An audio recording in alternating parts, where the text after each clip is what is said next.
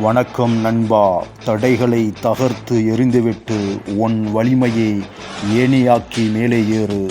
வாழ்க்கையில் வசதிகள் இல்லாமலே சாதிக்க முடியும். விருப்பம் இருந்தாலே போதும். யாரும் பாராட்டாத நேரத்திலும் நீ உன் வேலையை செய்தால் அதுதான் உண்மையான வெற்றி. உன் வாழ்க்கை யாருக்கும் நிரூபிக்க அல்ல, உன் கனவை நிறைவேற்றதான்.